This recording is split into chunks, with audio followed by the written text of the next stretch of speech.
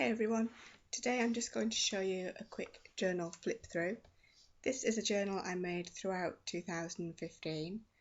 I have a loose cover which is stamped with Ellen Vargo, Sarah Newman and Hot Pick stamps and has some really shiny wow embossing powder on it. The ends are folded over so that the covers of the moleskine will slip inside. This journal is just meant to be a representation of the themes we had on the PaperArtsy blog throughout the year.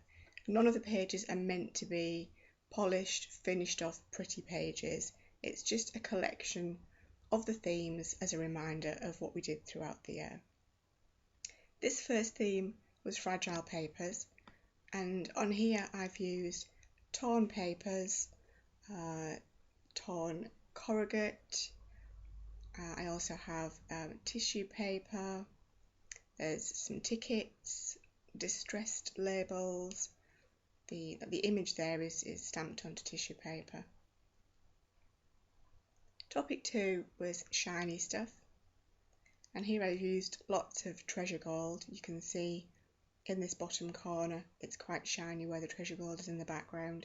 I've also used it over a baby wipe, which is a great texture to add treasure gold to, and on the corrugate card. There I've stamped into grunge paste and added more treasure gold. And I also used metallic cord and stamped onto metal sheet from a drinks can. Topic 3 was paint. At the time we had just released some new blues and purple paint colours, so this page was just playing around with those new colours, seeing how they blended. The next theme was miniatures. Here I've just painted the background very simply, added some 1-inch squares which were painted black, and then stamped into each of the squares using white paint.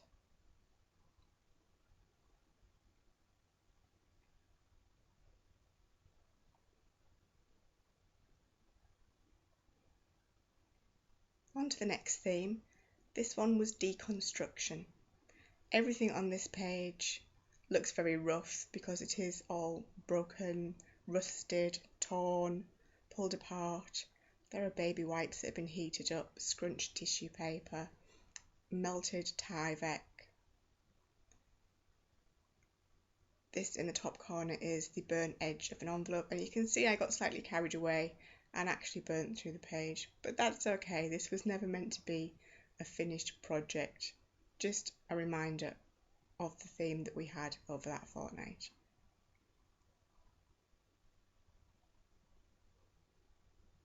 On to the next topic, and this was grunge paste or modelling paste, texture paste. I've used PaperArtsy grunge paste. Here in the top corner I put it through a stencil and added treasure gold over the top. I also stamped into the grunge paste, and these dots were made by putting grunge paste into a small squeezy bottle with a very fine nib so that I could pipe the dots onto the page. There's more stamping in this corner, stamped directly into the grunge paste and treasure gold added, and in this corner I scratched with a wooden toothpick into the grunge paste. The leaves are stenciled, and while the grunge paste was still damp I added embossing powder and then heated them together. This created a really nice effect. And the clear looking pieces are actually the dried bits of grunge paste from around the top of the lid. I scraped those out, moulded them in my hand and then rolled them out. I stamped into them. You can see I've used a text stamp to stamp into the rolled out grunge paste, and then it was left to dry, broken apart, painted and gilded, and now it looks just like little pieces of clay. So it's a really good way to use up those bits of grunge paste that are starting to dry out. On to the next theme, and this was niches. It's very difficult to get a niche inside a book, so I stamped out these borders from one of my own stamp sets, stamping several times and then gluing them together to create a little bit of depth. This gave me a slight niche into which I could stamp the image, which is from an Oriental Linperella stamp, and that was stamped onto tissue paper. The next theme was sprays, and here I've sprayed into the background over stencils and also just freely spraying. I've also stamped the titles out and then sprayed over those, sprayed onto fabric. This was dried and then die cut into the flowers. The next theme was words or text. I used stamping and stenciling in the background and also stamping onto tissue paper, which was glued on. The circles are stenciled and coloured, and then the stencil is put back into place and the text is stamped through the stencil. These flowers from my heart stamp were stamped onto book text and cut out.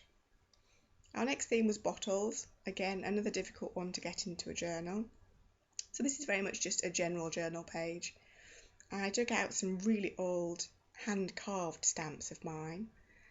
This one coming down from the top is a hand-carved one, and the arrows, the border one, those little bubbles in the background, and the lumpy border at the bottom. These were all hand-carved onto erasers. Once they were in, I added the bottle stamps and also my spiky flower from one of my sets, and the title, and hexagons are from a Joffrey set. Next we had hidden objects. I started by gluing in some die cuts, you can see the key at the top there, and also some brass curtain rings. Once they were glued in place, I added a piece of kitchen aluminium foil, pressing this down onto the die cuts and gluing it in place. And once this was dry, I was able to paint it and rub back in order to let the aluminium foil shine through. The tags have hidden journaling on them and they are glued in place so that you can't see what the journaling is, so that becomes the hidden object.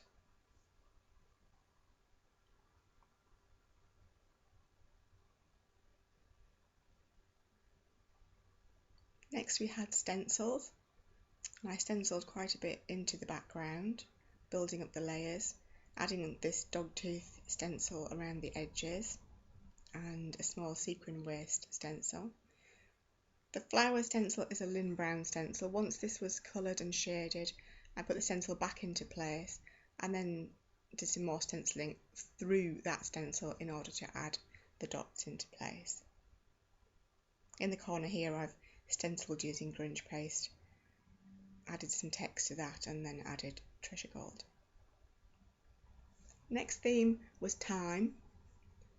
Of course I couldn't get a clock into the book, so I dug out all my clock stamps. Some are stamped just onto regular card and others have been embossed with shiny wow embossing powder, and the title was printed out to reflect this theme.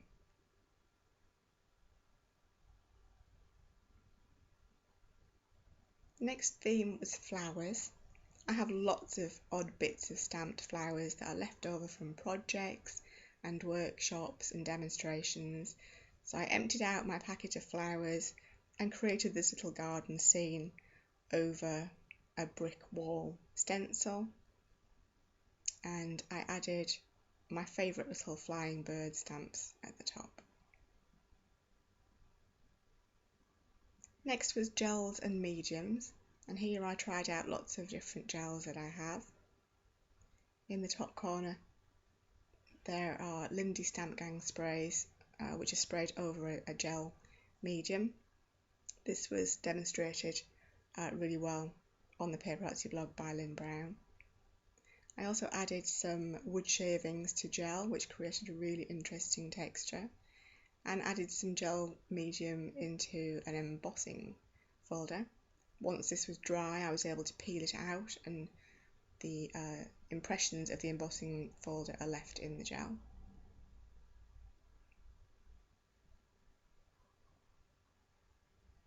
At the top you can see I've used a bead gel, again another one with an interesting texture. And at the bottom, this one is a really rough kind of modelling paste that I've had quite a long time. It's not one that I would generally use, but I wanted to add it in here just to show the difference between this and the other gels. Now onto the circles theme. I created this page by stenciling, stamping, dripping the whole page in all different colours. Then I marked out the circles and added a translucent blue around the circles. This makes them pop and the blue areas recede into the background. Our next project was pigment powders, and I used brush or powders, firstly on kitchen towel, which was glued to the background, and then on some music paper. And then I coloured some cotton fabric with the brushers, and once this was dry I stamped my heart flowers, which were cut out and glued in. The harlequin areas are gel medium, which has been coloured with the brushers and then stenciled. Our next topic was wearable art. Again, another tricky one to get into a book, and this day I was particularly running short on time. So I coloured the whole page quite brightly and then marked out these shapes, which are really meant to represent 3 neckties. I appreciate they don't look anything like neckties, but I know that's what they're meant to be.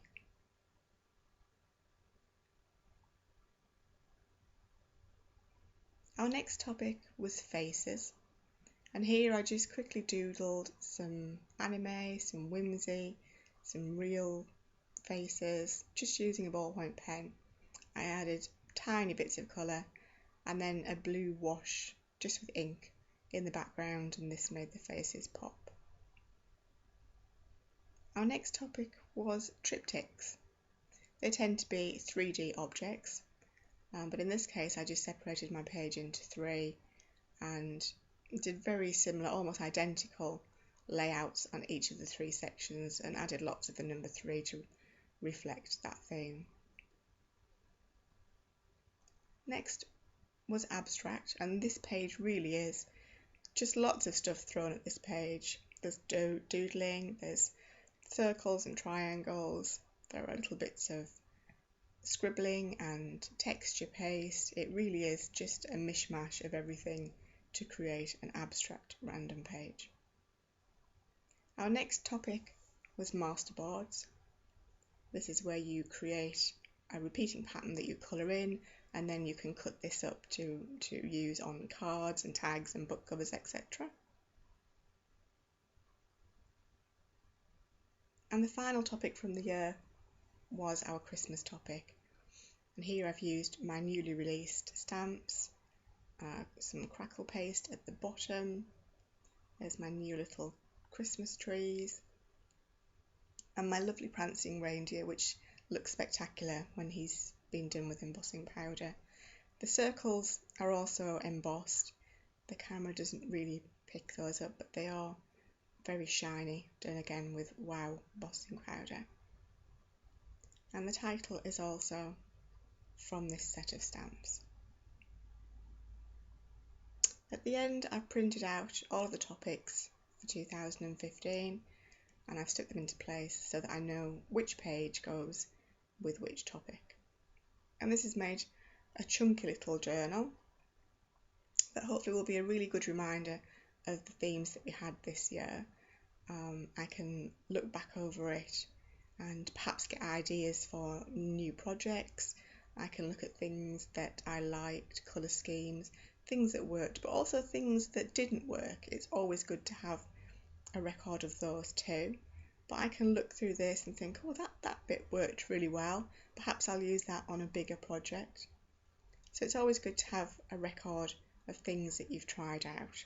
And hopefully this little book will be a good reminder of things that I can use in future projects.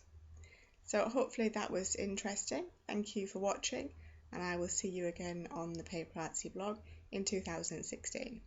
Thanks now, bye.